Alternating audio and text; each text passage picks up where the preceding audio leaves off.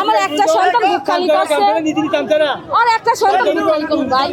আমার বাজার আমার বাবারে আমরা পাইছি গানে সানে আল্লাহর কাছে কান্দা কাচ্চা 12 বছর পরে সন্তান পাইছি আমরা।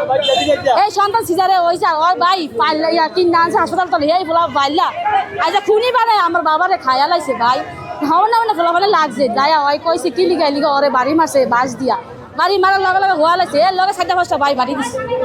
এর লগে লগে লগে শেষ আমার বাজানে হ্যাঁ নো ভাই হ্যাঁ বাজান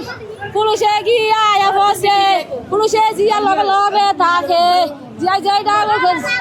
জিয়া কাগজ পুলিশের কাগজপত্র লইয়া গেলে পুলিশের কাছে ফোন আইলে পুলিশে রিটার্ন হইয়া যায় আমরা তো বাজান সূত্র বিচার পাই না আমার বাজানের সব রাইকা দিছে। আমাদের ছেলে বাসায় গেছে বাসার থেকে সকালে ঘুমিতে উঠছে উঠে বেশ করে নদী পাড়ে গেছে আমরা নদী পাড়ের মানুষ আমরা নদী পাড়ে গেছে ছেলেটা তারপর আরেকটা ওর বন্ধুর সাথে অন্য একটা ছেলে লাগালাগি করতেছে ওইখানে গিয়ে জিজ্ঞাসা করতেছে কিরে তোকে কি হয়েছে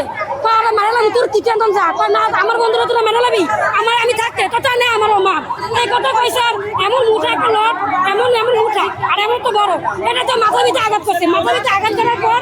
সাথে সাথে অজ্ঞান হয়ে গেছে আর আমাদের কিছু লোক গিয়ে ডাক দিছে বাসায় কিছু লোক আমাদের বাসায় গিয়ে ডাক দিছে আবার আমরা আসছি আসার পরে আমাদের ছেলে অজ্ঞান হয়ে গেছে আমার ছেলে অজ্ঞান হয়ে গেছে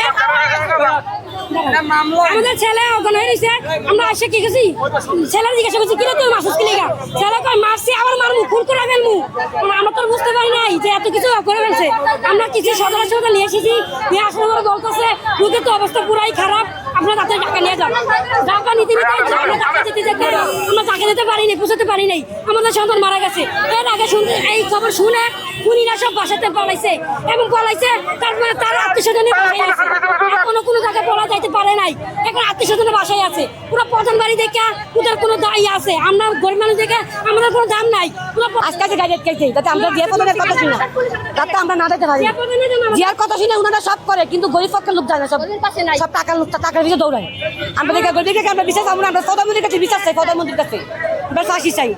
আমাদের পুলিশ আটকাইছে আমাদের হুমকি দেওয়া হয়েছে আমরা যদি গাড়িটা ঘুরায় না নেই আমাকে উপরে এটা বিচার হইব আমাকে উপরে হামলা করব হ্যাঁ কেন হামলা করবে এটা বুঝাইতে হবে আমরা গরিব মানুষ দেখে আমরা কি মানুষ না আমরা কি জানোয়ার সরকারের দ্বারা আমাকে একটাই বিচার আমরা এই খুনির বিচার চাই আর কোনো মানুষের গায়ে যদি এমন নির্যাতন যদি না হয় আর কোনো মার সন্তান যদি মার ভুক্তাতন খালি না হয় যেই মা সন্তান মার ভুক্তাতন গেছে মার অনেক কষ্ট লাগতেছে আমরা এটা সরকারের দ্বারা বিচার চাই